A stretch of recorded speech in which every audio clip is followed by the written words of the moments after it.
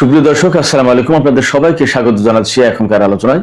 আপনাদের সঙ্গে আছি আমি সিরাজুল ইসলাম। দর্শক, রাতের ভেতরে অনেক ঘটনা ঘটে গেছে। যেমন সৌদি আরবের পঞ্চম বৃহত্তম তেল স্থাপনায় হামলা চালিয়েছে ইয়েমেনের হুতি সমর্থিত সামরিক বাহিনী। এর পাশাপাশি সৌদি আরবের আসির প্রদেশের আভা শহরের কাছে অবস্থিত আরেকটি বিমান ঘাঁটি খামিস মুশাইদ, এই খামিস মুশাইদ বিমানবন্দরে হামলা চালিয়েছে ইয়েমেনিরা। এর আগে সৌদি আরব ইয়েমেনের হুদাইদা সমুদ্র বন্দরে হামলা চালিয়েছিল। এদিকে ইরানের পক্ষ থেকে নতুন করে ঘোষণা করা হয়েছে। গতকাল খাতামুল আম্বিয়া হেডকোয়ার্টার্সের কমান্ডার জেনারেল আবদুল্লাহি বলেছেন যে একজন ইরানি নাগরিক নিহত হলে তার বিপরীতে একজন মার্কিন সেনাকে হত্যা করা হবে।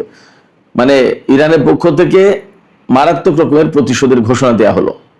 ইরানের প্রেস টিভি আরেকটি খবর দিয়েছে যে কাতারের আল উদেইদ বিমান ঘাঁটির পাশাপাশি সংযুক্ত আরব আমিরাতের আল জাফরা বিমান ঘাঁটি খালি করা হয়েছে, অর্থাৎ মার্কিন সেনাদেরকে, মার্কিন বিমান বাহিনীকে এখান থেকে সরিয়ে নিয়েছে।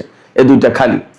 এর পাশে আরেকটি সূত্র থেকে খবর পাওয়া গেল কুয়েত এবং বাহরাইনের বিমান নাকি ইরানের বিরুদ্ধে হামলায় অংশ নিয়েছে এবং সেই বিমান কুয়েত আর বাহরাইনে না নেমে সেই বিমান অবতরণ করেছে সংযুক্ত আরব আমিরাতে। এই ঘটনার পর আসলে ইরান কি প্রতিক্রিয়া ব্যক্ত করে এবং কি হয় পরিস্থিতি, সেটা কিন্তু এখন অনেক বড় প্রশ্ন হয়ে দাঁড়ালো। সুপ্রিয় দর্শক, ইরান এবং আমেরিকার মধ্যে যখন এই রকমের একটা চরমতম অচল অবস্থা, হরমুজ প্রণালী কলাপস, বাব আল মান্দেব প্রণালী কলাপস, তখন পাকিস্তান ইরান এবং আমেরিকার প্রতি আহ্বান জানিয়েছে যে ইসলামাবাদ সমঝোতা স্মারক সই হয়েছিল সেইটাতে আবার ফিরে আসার জন্য। এবং এই কাজে পাকিস্তান বিশেষ একটি দেশকে সম্পৃক্ত করার চেষ্টা করছে। কোন সেই দেশ, এই সমস্ত নিয়ে আমি বিস্তারিত আলোচনা করবো আজকের ভিডিওতে। আশা করি আপনারা সঙ্গেই থাকবেন। আর ভিডিওটি যদি ভালো লাগে তাহলে লাইক, কমেন্ট, শেয়ার করবেন এবং চ্যানেলটি সাবস্ক্রাইব করে সাথেই থাকবেন। দর্শক, চলুন বিস্তারিত আলোচনা করি। প্রথম আলোচনা আমরা ইয়েমেন সৌদি ক্রাইসিস দিয়েই শুরু করি। সৌদি আরব গতকাল ইয়েমেনের আল হুদাইদা সমুদ্র বন্দরে হামলা চালিয়েছিল। একদম দক্ষিণ পশ্চিমাঞ্চলীয় সমুদ্র বন্দর, লোহিত সাগরে অবস্থিত এটা। এই সমুদ্র বন্দরে হামলা চালিয়েছে সৌদি আরব। কেন?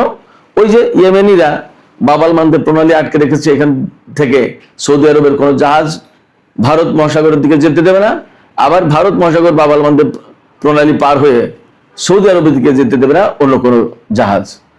এই যখন পরিস্থিতি, অর্থাৎ এই রকম যখন অবস্থা, এবং এরই মধ্যে কার্যকর করেছে সৌদি আরবের জাহাজে ইয়েমেনি সেনারা হামলা চালিয়েছিল, সে খবর তো গত পরশু দিনের। এই প্রেক্ষাপটে সৌদি আরব ইয়েমেনের আল হুদাইদা সমুদ্র বন্দরের উপর হামলা চালিয়েছে, বিমান হামলা। সৌদি আরব আগেই ঘোষণা করেছিল ইয়েমেন যেহেতু তাদের তেলবাহী জাহাজে হামলা চালিয়েছে, তারা তার প্রতিশোধ নেবে। এবং সৌদি জোটের পক্ষ থেকে এই বিবৃতি দেওয়া হয়েছিল। আসলে সৌদি জোট এখন কার্যকর আছে কিনা জানি না, থাকলেও থাকতে পারে, না থাকলেও না থাকতে পারে। থাকলেই বাকি আর না থাকলে বাকি, পার্থক্য তো কিছু নেই, একই কাজ। তো সৌদি আরব সেই ঘোষণা মোতাবেক গত রাতে আল হুদাইদা সমুদ্র বন্দরে হামলা চালিয়েছে। এই হামলার পর ইয়েমেন পাল্টা প্রতিশোধের ঘোষণা দিয়েছিল এবং তারা আরামকো তেল কোম্পানির জাজান যে স্থাপনা আছে সৌদি আরবের ভিতরে পঞ্চম বৃহত্তম তেল স্থাপনা এটা, সেখানে হামলা চালিয়েছে ব্যালিস্টিক ক্ষেপণাস্ত্র দিয়ে। এবং সেই হামলায় জাজান তেল স্থাপনা মোটামুটি ভাবে ভয়ঙ্কর ভাবে ক্ষতিগ্রস্ত হয়েছে। বলা হচ্ছে, কোনো কোনো মাধ্যমে বলা হচ্ছে একদম ডিস্ট্রয়েড হয়ে গেছে, ধ্বংস হয়ে গেছে। সেখানে আগুন জ্বলছে, এই আগুন সহজে নিভানো কঠিন হবে মনে হচ্ছে। সেখানে মার্কিন পেট্রিয়ট মোতায়েন ছিল, সেই পেট্রিয়ট দিয়ে এই ক্ষেপণাস্ত্র ঠেকানো যায়নি। আর একটা সূত্র থেকে খবর পাওয়া যাচ্ছে গ্রিসের সেনারা যারা সৌদি আরবে মোতায়েন আছে, সৌদি আরবের সাথে একটা চুক্তির আওতায় তারা ক্ষেপণাস্ত্র প্রতিরক্ষা ব্যবস্থা দিয়ে দুটো ক্ষেপণাস্ত্র, হুতিদের ছোড়া সম্ভবত 5টা ক্ষেপণাস্ত্র বা 3টা, দুটো ক্ষেপণাস্ত্র তারা ধ্বংস করতে পেরেছে। আর বাকি 1টা হোক আর 3টা হোক ওই স্থাপনায় হামলা ছিল। একটা ব্যালিস্টিক ক্ষেপণাস্ত্র বিস্ফোরিত হলে যথেষ্ট একটা তেল স্থাপনা ধ্বংস করে দেওয়ার জন্য।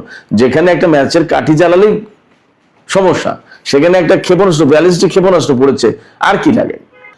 এরপরে ইয়েমেনিরা কিন্তু এখানেই থেমে যায়নি। আসির প্রদেশ ইয়েমেনের কাছাকাছি তুলনামূলক। আসির প্রদেশের খামিস মুশাইদ বিমানবন্দর, সেই বিমানবন্দরে হামলা চালিয়েছে ইয়েমেনের সেনারা, সেখানেও ক্ষেপণাস্ত্র হামলা চালিয়েছে। সৌদি আরবের উপর ইয়েমেনিদের এই হামলার জন্য মার্কিন প্রেসিডেন্ট ডোনাল্ড ট্রাম্প রীতিমতো ইরানকে দায়ী করেছে এবং তিনি বলেছেন ইরানকে এর দায়ভাগ নিতে হবে। ইরানকে দায়ভাগ নিলেই বা কি আর না নিলে বা কি, ঘটনা তো এই যে যুদ্ধই করতে হবে। আমেরিকা ইরানের উপর হামলা চালাবে আর ইরান তার মোকাবেলা করবে আর ইরান পাল্টা হামলা চালাবে, ঘটনা তো তাই ঘটছে, নতুন কিছু তো না। ইয়েমেনের সাথে সৌদি আরবের নতুন করে যে সংঘর্ষ শুরু হলো, যুদ্ধ শুরু হলো, এটা কিন্তু মধ্যপ্রাচ্যের পরিস্থিতিকে ভিন্ন রকম এক মাত্রায় নিয়ে গেল, নতুন একটা পরিবেশ দিল। পরিবেশ দিল এই অর্থে যে এতদিন ইরান, আমেরিকা এবং ইসরায়েলের ভেতরে যে যুদ্ধ চলছিল তাতে কিন্তু আরব দেশগুলো মোটামুটি চুপ ছিল। সেই জায়গায় এখন দেখা যাচ্ছে যে সৌদি আরব ইয়েমেনের সাথে যুদ্ধ শুরু করলো, তার মানে কিন্তু এটা মূলত ইরানের বিরুদ্ধেই যুদ্ধ বা আমেরিকাকে সহযোগিতা করার জন্য যুদ্ধ, এইভাবে দেখা হচ্ছে ইরানের পক্ষ থেকে। তাহলে পরিস্থিতিটা কোথায় গেল? এতদিন মধ্যপ্রাচ্যের পরিস্থিতি নিয়ে যেভাবে ভাবা হচ্ছিল, সম্ভবত সৌদি আরবের আর ইয়েমেনের ভেতরকার এই দ্বন্দ্ব সংঘাত আলাদা রকমের অবস্থা তৈরি করলো এবং যুদ্ধের যে সমস্ত সমীকরণ সেটা আরো জটিল হয়ে গেল। এখানে একটা তথ্য দিয়ে রাখি আমি আপনাদেরকে, বাব আল মানদেব প্রণালী, যেটা মূলত হুতিরা কন্ট্রোল করে, শুধু হুতিরা কন্ট্রোল করে না, বাব আল মানদেব প্রণালীর অপর দিকে তো অর্থাৎ দক্ষিণ পাশে তো সোমালিয়া, সেখানে তাদের একটা নিয়ন্ত্রণ আছে, বাট মূলত কন্ট্রোল করে এখানে হুতিরা। এখানে হুতিরা খুব স্ট্রঙ্গার। তো এই যে বাব আল মানদেব প্রণালী, এই বাব আল মানদেব প্রণালী দিয়ে ইউরোপ, আফ্রিকা এবং এশিয়ার যে ইন্টারনেট কেবল, যেটা সাবমেরিন কেবল, এই সাবমেরিন কেবলের একটা বিরাট অংশ কিন্তু এই দিক দিয়ে অতিক্রম করেছে। সেক্ষেত্রে যুদ্ধের পরিস্থিতি যদি এমন ভয়ঙ্কর অবস্থায় নেওয়া হয়, সেখান থেকে হয়তো ইয়েমেনের হুতিরা এই কেবলের দিকে নজর দিতে পারে, অর্থাৎ এই কেবল কেটে দেওয়া, ধ্বংস করে দেওয়া, এগুলো করতে পারে। তখন কিন্তু সারা বিশ্বের ইন্টারনেট ব্যবস্থা, ডেটা সিস্টেম, এগুলো কিন্তু ভয়ঙ্কর ক্ষতির মুখে পড়বে, ঝুঁকির মুখে পড়বে। এই সমস্ত টেকনিক্যাল দিক, এই সমস্ত যে কৌশলগত দিক, এই বিষয়গুলো আমেরিকা, সৌদি আরব তাদেরকে মাথায় নেওয়া উচিত বা মাথায় নিয়েছে মনে হচ্ছে। আমরা দেখতে পাচ্ছি আমেরিকা ইরানের বিরুদ্ধে বড় হামলা চালানোর কথা বলেও কিন্তু এখনো হামলা চালায়নি সেই রকমের। আমেরিকা হামলা চালাতে চাইছে, ইসরায়েল তাকে সাপোর্ট দিচ্ছে, বাট হামলা হলে তার পরিণতি কি হবে সেটা কিন্তু ভাবতে হচ্ছে। এবং এই ব্যাপারে সম্ভবত বিশ্বের গুরুত্বপূর্ণ দেশগুলো আমেরিকাকে বারবার সতর্ক করে দিচ্ছে যে এই ধরনের বড় হামলা হলে তার পরিণতি কিন্তু অন্যরকম হতে পারে। বাব আল মানদেব প্রণালী, হরমুজ প্রণালী বন্ধ, এটা খুলবে না ইরান এবং হুতিরা যতক্ষণ পর্যন্ত সমস্যার সমাধান না হচ্ছে। এটা গেল একটা দিক। আরেকটা দিক হচ্ছে হরমুজ প্রণালী এবং বাব আল মানদেব প্রণালী, দুই প্রণালী দিয়েই এই রকমের গুরুত্বপূর্ণ সাবমেরিন কেবল গেছে, যেটা সারা বিশ্বের ইন্টারনেট এবং ডেটা সিস্টেমের সাথে জড়িত। এইগুলোতে যদি ইরানিরা বা ইয়েমেনিরা হাত দেয় তাহলে কিন্তু সারা বিশ্ব কলাপস হয়ে যাবে। এগুলো মাথায় রাখতে হচ্ছে। সুপ্রিয় দর্শক, আলোচনার শুরুর দিকে যে কথা বলছিলাম, ইরানের পক্ষ থেকে একটা গুরুত্বপূর্ণ ঘোষণা এসেছে। ইরানের খাতামুল আম্বিয়া হেডকোয়ার্টার্স, যেটা তার কমান্ডার জেনারেল আব্দুল্লাহি, তিনি গতকাল ঘোষণা করেছেন মার্কিন হামলায় যদি একজন ইরানি নাগরিক নিহত হয়, তার বিপরীতে ইরান একজন মার্কিন সেনার জীবন নিয়ে নেবে, অর্থাৎ একজন মার্কিন সেনাকে হত্যা করবে। এটা একদম ওপেন ডিক্লারেশন, এটা আমার কোনো ব্যাপার না এবং এটা আমার কোনো দাবি না। ইরানের পক্ষ থেকে এই ঘোষণা দেয়া হয়েছে। তার মানে কি? তার মানে হচ্ছে ইরান এই যুদ্ধের ব্যাপারে আরো অনেক বেশি শক্তিশালী অবস্থানে চলে গেল, শক্ত অবস্থানে চলে গেল। অর্থাৎ আমেরিকাকে আর কোনো মতে ছাড় দেওয়ার ইচ্ছা তাদের নেই, ছাড় দেওয়ার মানসিকতা ইরানি সেনাবাহিনীর ভেতরে এখন আর নেই, সেটা কাজ করছে না। তার আগে ইরান ঘোষণা করেছিল যে ইরান এখন যুদ্ধের নীতিতে চোখের বদলে চোখ এটা অনুসরণ করবে, অর্থাৎ যেরকম ক্ষতি ইরানও সেই রকম শত্রুপক্ষের উপরে সেরকম ক্ষতি করে দেওয়ার চেষ্টা করবে। এর জবাবে আমেরিকার পররাষ্ট্রমন্ত্রী মার্কো রুবিও বলেছিলেন যে ইরান তো চোখের বদলে চোখ নেবে আর আমরা চোখের বদলে মাথা নেব। তার মানে আমেরিকা আরো হত্যাকাণ্ড বেশি চালানোর ঘোষণা দিয়েছিল। তারপরে ইরানের খাতামুল আম্বিয়া হেডকোয়ার্টার্সের যিনি কমান্ডার জেনারেল আব্দুল্লাহি বলছেন যে একজন ইরানি নাগরিক নিহত হলে একজন মার্কিন সেনাকে হত্যা করা হবে। এবং সম্ভবত এই কথা বলার সুযোগ পাচ্ছে ইরান এই জায়গা থেকে মধ্যপ্রাচ্যের ঘাঁটিগুলো কিন্তু একদম ঝরঝরে করে দিয়েছে।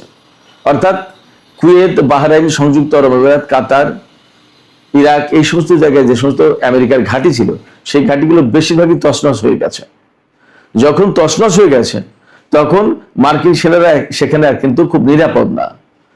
তো যখন নিরাপদ না, তখন ইরানের পক্ষ থেকে তাদের হত্যা করা কিন্তু খুব একটা কঠিন কাজ না বলে মনে হচ্ছে। আমরা একটা বিষয় খেয়াল করেছি, আমেরিকা ইসরায়েলের হামলায় ইরানের ব্যাপক বেসামরিক নাগরিক নিহত হয়েছে এবং তো সম্ভবত 4000-5000 মানুষ নিহত হয়ে গেছে এই গত 40 দিনের যুদ্ধ এবং এই 12-13 দিনের যুদ্ধে। কিন্তু অপরদিকে খেয়াল করে দেখুন, ইরানের হামলায় যত জায়গায় হামলা চালিয়েছে, ইসরায়েল থেকে শুরু করে ইরাক, কুয়েত, সৌদি আরব, সংযুক্ত আরব আমিরাত, কাতার, বাহরাইন, ওমান, জর্দান, কোনো জায়গায় কিন্তু বেসামরিক লোকজন নিহতের ঘটনা নেই। ইরান কিন্তু একটা যুদ্ধের নীতি অনুসরণ করে চলছে। ইরান বলছে এটা ইসলামের নীতি, বেসামরিক লোকজন তো দায়ী না, তাদেরকে হত্যা করার কোনো সুযোগ ইসলাম রাখেনি।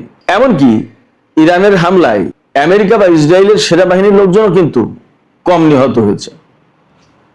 তার মানে দাঁড়াচ্ছে যে ইরান কিন্তু বেসিক্যালি মানুষকে হত্যার জন্য, সে হোক সেনা অথবা বেসামরিক লোকজন, মানুষ হত্যার জন্য চেষ্টা করছে না। কি চেষ্টা করছে?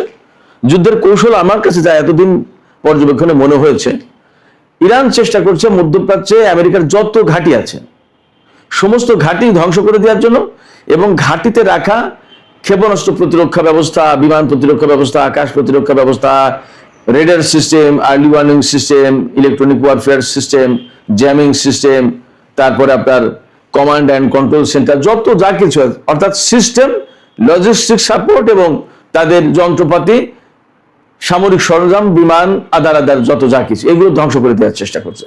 ক্ষেপণাস্ত্র প্রতিরক্ষা ব্যবস্থা, থার্ড, পেট্রিয়ট, এই সমস্ত। মানুষ হত্যার দিকে কিন্তু তারা নজর দেয়নি, এটা আমার কাছে মনে হয়েছে। তো ইরান এই জায়গা থেকে এখন সরে আসার কথা বলছে, সম্ভবত ওই যে মার্কিন পররাষ্ট্রমন্ত্রী যে ঘোষণা দিয়েছেন যে আমরা চোখের বদলে মাথা নেব, চোখের বদলে চোখ না, চোখের বদলে মাথা নেব। তো যখন চোখের বদলে মাথা নেবে, এটা কিন্তু মারাত্মক ঘোষণা। তার মানে চোখ, ধরুন কোন একটা মানুষের একটা চোখ হারালো, তখন কিন্তু তার আর একটা চোখ থাকে, দেখতে পারে, এমনকি সে জীবিত থাকতে পারে, বেঁচে থাকে। কিন্তু মাথা নিয়ে নিলে কোনো মানুষের আর বেঁচে থাকার কোনো উপায় নেই, সে কিন্তু ডেড, মরে যাবে। তো ইরান ঘোষণা দিয়েছে চোখের বদলে চোখ, অর্থাৎ যতটুকু ক্ষতি করবে আমরা ততটুকু ক্ষতি করব। আর আমেরিকা বলছে কি, যে তারা চোখের বদলে চোখ নেবে, আমরা চোখের বদলে মাথা নেব, তার মানে প্রাণহানির ঘটনা ঘটাবো।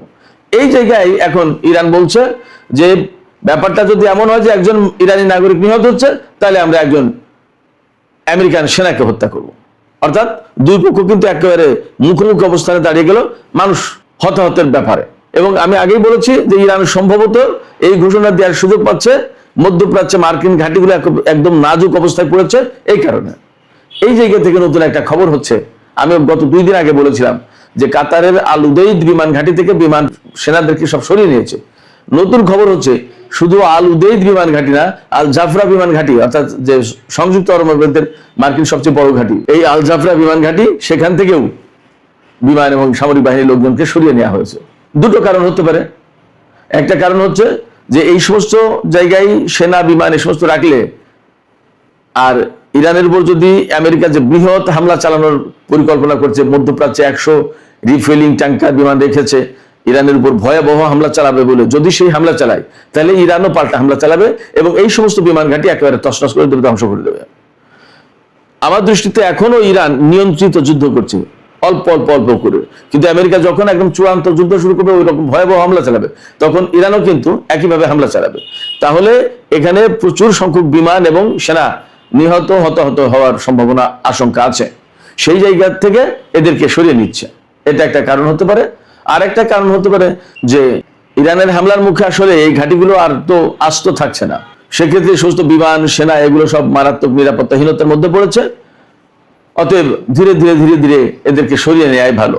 এখানে আমি একটা কনক্লুশন টানতে চাই এইভাবে, যে আমেরিকা যে কারণেই সরিয়ে নিক না কেন, মধ্যপ্রাচ্যের যে পরিস্থিতি তৈরি হয়েছে, তাতে কখনো মধ্যপ্রাচ্যের দেশগুলোর কাছে আমেরিকা আর এই অবস্থা তৈরি করতে পারবে না যে আমেরিকার নিরাপত্তা ব্যবস্থার উপরে ভরসা করা যায়। এবং যদি মধ্যপ্রাচ্যের এই সমস্ত ঘাঁটি আমেরিকাকে ছেড়ে চলে যেতে হয়, তাহলে এই সমস্ত ঘাঁটিতে আমেরিকা আর সহজে ফিরে আসতে পারবে কিনা সেটা নিয়ে সন্দেহ আছে। এরই মধ্যে আমি কিন্তু বলেছি, বিভিন্ন সামাজিক মাধ্যমে এই ফুটেজ ছড়িয়ে পড়েছে, বাহরাইন, সংযুক্ত আরব আমিরাত, সৌদি আরব, বিভিন্ন জায়গায় সাধারণ লোকজন বিক্ষোভ করছে আমেরিকার ঘাঁটি থাকার ব্যাপারে। তো সামগ্রিক প্রেক্ষাপটে যুদ্ধের চূড়ান্ত একটা অবস্থায় মনে হয় পৌঁছে গেছে, প্রস্তুতি দুই পক্ষেরই আছে। এবং এর প্রেক্ষাপটে আমি আর একটা ভিডিও দেখলাম, যেখানে বলা হচ্ছে মাটির নিচেই, ইরানে মাটি তো আসলে এরকম আমাদের মতো নরম মাটি না, সব পাথুরে মাটি, পাহাড় তো, পুরো দেশটাই পাহাড়ের উপরে, খুব কমই সাধারণ মাটি, চাষবাসের মাটি আছে খুব কম। তো সেই মাটির নিচেই 600 মিটার গভীরে, 600 ফুট না, 600 মিটার গভীরে ইরানের গোপন বিমান ঘাঁটি আছে, যেখানে বিমান রাখা আছে ইরানের সমস্ত যুদ্ধ বিমান। সেই যুদ্ধ বিমানগুলো এখন প্রস্তুত অবস্থায় দেখা যাচ্ছে, সেখানে প্র্যাকটিস চলছে। যে কোনো সময় ইরান হামলায় ব্যবহার করবে এই সমস্ত বিমান। দুটো ভিডিও দেখলাম আমি। একটা ভিডিও হচ্ছে এই গোপন ঘাঁটিতে বিমানের প্র্যাকটিস, বিমান আসছে যাচ্ছে এরকম। আর একটা ভিডিও ফুটেজ দেখলাম যে ইরানের ফ্যান্টম বিমান দিয়ে পারস্য উপসাগর এলাকায় টহল দেওয়া হচ্ছে। তার মানে কি, পারস্য উপসাগরীয় এলাকায় যদি ইরানের বিমান টহল দেয়, তাহলে তো তার বিরুদ্ধে আমেরিকার ক্ষেপণাস্ত্র ছুড়ে ব্যবস্থা নেওয়ার কথা, কিন্তু তা হচ্ছে না। তাহলে কি আমেরিকার সামরিক বাহিনী এখানে আসলে অনেক বেশি দুর্বল অবস্থায় পৌঁছচ্ছে। এবং আমি অনেকদিন আগের থেকে একটা কথা বলে আসছিলাম যে ইরানের বিমান বাহিনী কার্যকর ব্যবস্থা নেবে অ্যাক্টিভ হবে যুদ্ধের একটা শেষ পর্যায়ে গিয়ে, যখন আমেরিকার এই অঞ্চলে বিমান প্রতিরক্ষা ব্যবস্থা ভেঙে পড়বে, তখন হয়তো ইরান বিমান ব্যবহার করবে এবং বাকি কাজ সম্পন্ন করবে। অর্থাৎ ক্ষেপণাস্ত্র এবং ড্রোন মেরে এই অঞ্চলের মার্কিন ঘাঁটিগুলো যতটা ক্ষতিগ্রস্ত করে দিয়েছে, তারপরেও কিছু কিছু থেকে যাবে। সেই কিছু কিছু থেকে যাওয়াটা শেষ করে দেবে ইরান বিমান হামলা চালিয়ে।